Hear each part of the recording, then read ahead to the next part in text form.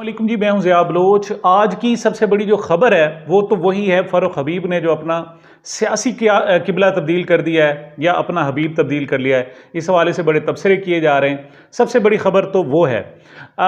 इस पर जनाब सुना है कि आज जो ताकतवर लोग हैं बड़े खुश हुए हैं। ये तो सबको पता है कि फ़ारूक हबीब ने जो प्रेस कॉन्फ्रेंस की है और उन्होंने तहरीक इंसाफ से लातल्लुकी का ऐलान किया और इस्तेहकाम पाकिस्तान पार्टी में शमूलियत का ऐलान किया है, तो इससे तो लोग बाखबर हैं। लेकिन उसके बाद क्या हुआ है वो भी थोड़ी तो तफसील मैंने आपको बतानी है। इमरान खान टूट नहीं रहा, बड़ी कोशिश की जा रही है, बड़े हरबे इस्तेमाल किए जा रहे हैं। अब ताकतवर लोगों का कहना है कि अब जो हरबा इस्तेमाल किया जाएगा उससे इमरान खान टूट जाएगा। वो सबसे बड़ा हरबा कौन सा है उस पर भी आज बात करेंगे।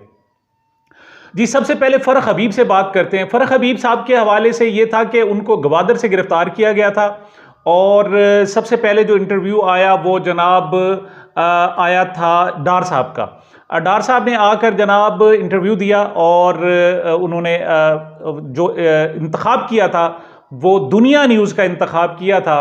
और उसके बाद सदाकत अब्बासी का इंटरव्यू आया और डॉन न्यूज़ ने पहले उसे चलाने से इनकार कर दिया, बाद में ऑन एयर भी हुआ। बहरहाल वो कोई तजर्बा इतना अच्छा नहीं रहा। इस मरतबा फैसला किया गया कि कोई थोड़ी सी सूरत हाल तब्दील की जाए, क्योंकि वो दोनों इंटरव्यू आने से उल्टा नेगेटिव मामला गया, पॉजिटिव नहीं हुआ। बल्कि अब ये भी कहा गया कि अगर उन दो इंटरव्यू से पहले अगर फ़ारूक हबीब का अगर ये इंटरव्यू आता तो शायद ज़्यादा इफेक्टिव होता। क्यों?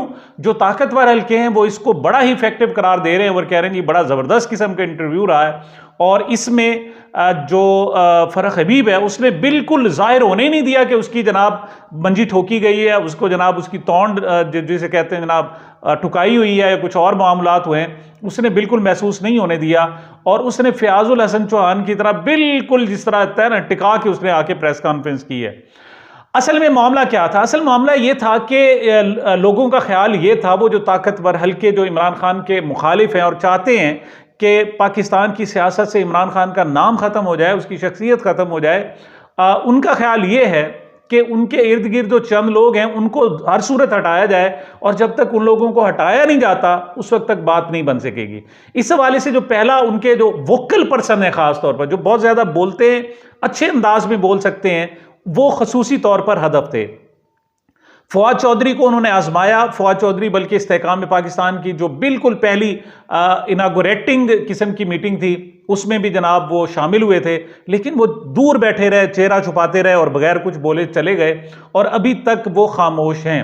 वो ना तो शमूलियत का वो ऐलान करते हैं इस्तेहकाम में पाकिस्तान पार्टी में और ना वो पीटीआई से अभी जाने का दावा कर रहे हैं, बल्कि वो बैन चल रहे हैं और देखो हालात देखो और फिर उसके मुताबिक चलो की पॉलिसी पर गामजन है। उसके बाद जनाब जो डार साहब पर था कि अगर वो हत्थे चढ़ जाएं तो बड़ा अच्छा होगा, लेकिन उन्होंने भी सियासत से अलहदगी का ऐलान कर दिया। और उसके बाद उनकी मां का जो इंटरव्यू आया वो उससे भी बड़ा ज़बरदस्त था, जिसकी वजह से वो इम्पैक्ट खराब हुए। सदाकत अली अब्बासी का इंटरव्यू किया गया, लेकिन वो जब अपनी मां से आकर जनाब गले लगकर रो पड़ा उससे भी गलत इम्पैक्ट पड़ा। तो इस मरतबा इंटरव्यू कराने का सिलसिला छोड़कर डायरेक्ट इस्तेहकाम में पाकिस्तान पार्टी में उन्हें भेजा गया। सबसे दिलचस्प बात यह है कि ये जो फ़ारूक हबीब साहब हैं ये उन 9 लोगों में शामिल थे जिनको इश्तिहारी करार दिया गया था और पैमरा ने बाकायदा हिदायत की थी टीवी चैनल्स को कि इनकी कोई प्रेस कॉन्फ्रेंस नहीं दिखानी क्योंकि ये इश्तिहारी हैं और जब तक इश्तिहारी हैं उस वक्त तक इनकी कोई प्रेस कॉन्फ्रेंस नहीं दिखानी। लेकिन आज भी इश्तिहारी थे और उनके खिलाफ मुकदमा तो कोई नहीं हुआ। हाँ, अलबत्ता इतना था कि उसकी जो बेगम साहिबा हैं फ़ारूक हबीब साहिबा की, उसने ना सिर्फ सुप्रीम कोर्ट के चीफ जस्टिस साहब को ख़त लिखा, हाई कोर्ट को खतूत लिखे, बल्कि एमनेस्टी इंटरनेशनल को भी ख़त लिखा और उन्होंने लिखा कि मेरे खामिंद को जबरन उनका सियासी मौक़िफ़ तब्दील करने की कोशिश की जा रही है और उनको सियासी जमात से अलहदा करने की कोशिश की जा रही है जबरन। तो बहरहाल आज सुबह के वक्त जनाब फैसला महफूज हुआ। आपको पता है हमारे यहाँ फैसले महफूज होते हैं। महफूज हुआ जो उनकी गुमशुदगी केस का था और 5 बजकर कुछ मिनट पे 10-15 मिनट पे फ़ारूक हबीब साहब जनाब IPP के ऑफिस इस्तेहकाम पाकिस्तान पार्टी के ऑफिस में बैठे थे और वो प्रेस कॉन्फ्रेंस कर रहे थे। कोई अहम आदमी को उसके साथ बिठाया नहीं गया और मिला के जनाब वो एक ही नौजवान एक ही जनाब वो मिला जिनके साथ उन्होंने प्रेस कॉन्फ्रेंस, फिरदौस आशिक अमान भी नहीं थी यहाँ पर जनाब, वो दूसरे उनके मेन मरकज़ी रहनुमा ना अलीम खान थे, ना जहांगीर तरीन थे, ना इसाक खाकवानी थे, ना दीगर कोई लोग भी नहीं थे, और उनके दरमियान उन्हें प्रेस कॉन्फ्रेंस करनी पड़ी। लेकिन बताया ये जा रहा है कि प्रेस कॉन्फ्रेंस के बाद जो बड़े लोग हैं, ताकतवर हल्के, वो बड़े खुश थे। उनका कहना ये था कि फ़ारूक हबीब ने ये 3 पॉइंट्स जो हैं वो अच्छे अंदाज में बोले हैं, और जो सहाफ़ियों का एक प्रेशर होता है कि जी आप लापता थे, आप ये थे, आप पर तशद्दुद, वो सवाल करने का उन्हें मौका ही नहीं दिया गया। वो खुद इतना ज़्यादा बोले कि लोग तंग आ गए, और उन्होंने कहा जी इनका जनाब माइक्रोफोन सेट करके भेजा गया है, लिहाजा अब इससे सवालात ही ना किए जाए। उन्होंने आकर जनाब आला इखलाकी जनाब इक़दार का मुजाहरा किया, क्या कि तोशो खाना से जनाब इमरान खान साहब को कोई गिफ्ट लेना ही नहीं चाहिए था।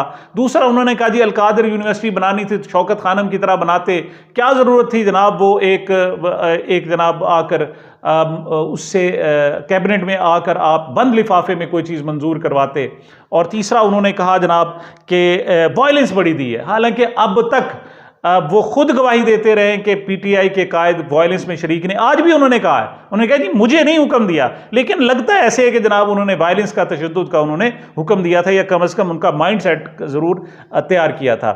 तो जहां तक अलकादर यूनिवर्सिटी का है, तो वो अब भी वो कहते हैं जनाब कि आप पैसे वापस कर दें। अब फ़ारूक हबीब साहब माशाल्लाह इस्तेहकाम पाकिस्तान पार्टी में आ गए हैं, तो वो जनाब 192 मिलियन पाउंड जो पड़े हुए हैं वो उठाकर फिर बरतानिया को दे दें और केस लड़ लें, वो तो कोई ऐसे इतना बड़ा मसला नहीं है।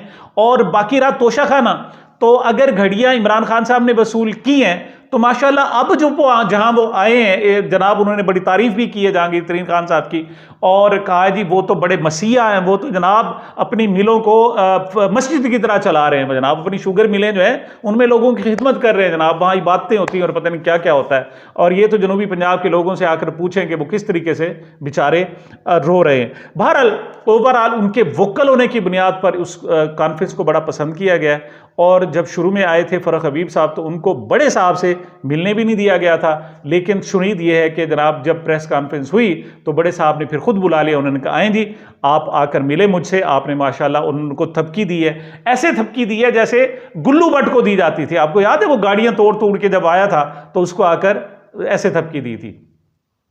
सवाल यह है कि क्या वाकई फ़ारूक हबीब साहब कोई बड़ा डेंट पीटीआई में डाल सकेंगे?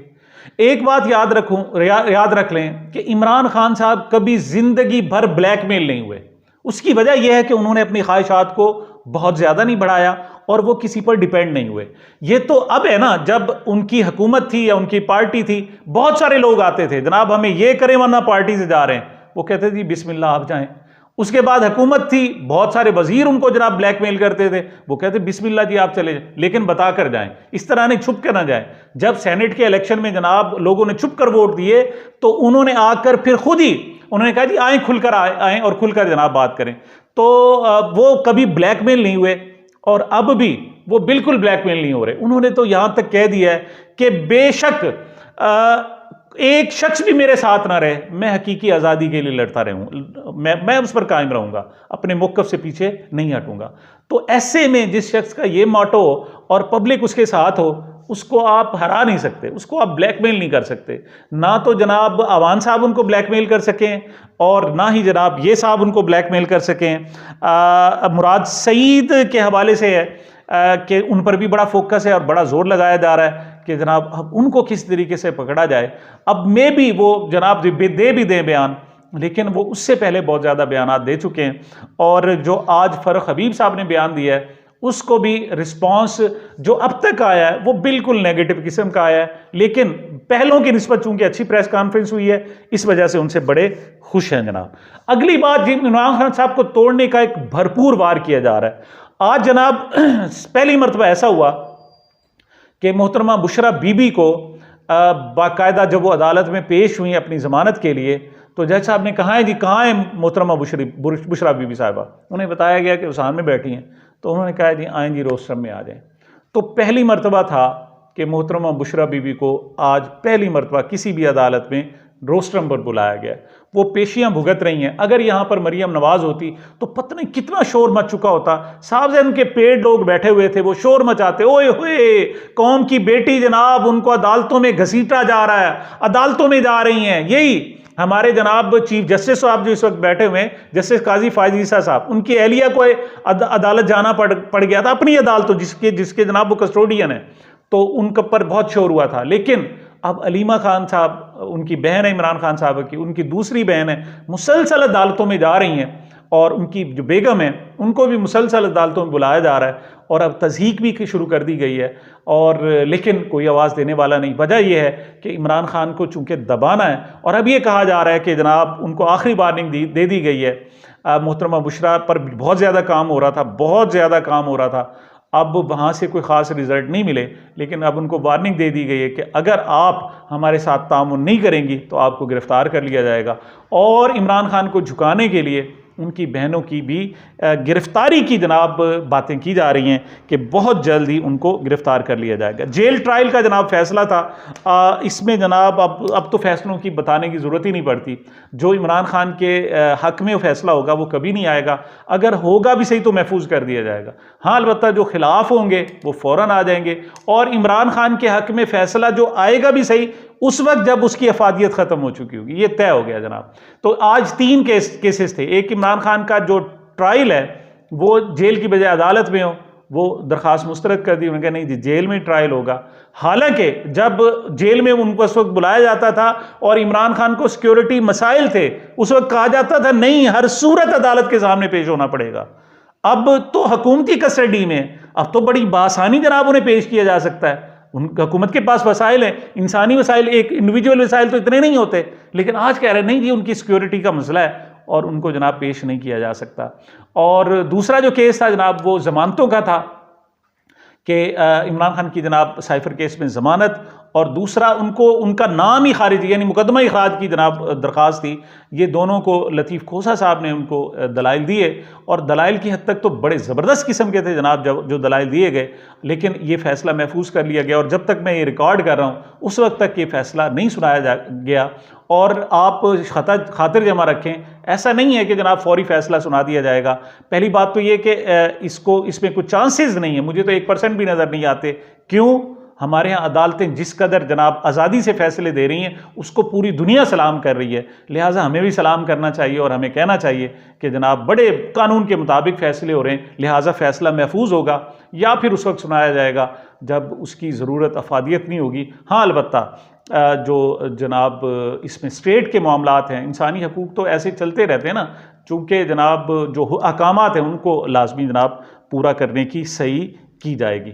ये जनाब अब तक की मेरी मारूज़ात थी। मुझे मेरे चैनल को अपनी मोहब्बतों और दुआओं में याद रखिएगा। मिलते हैं छोटे से वक्फे के बाद।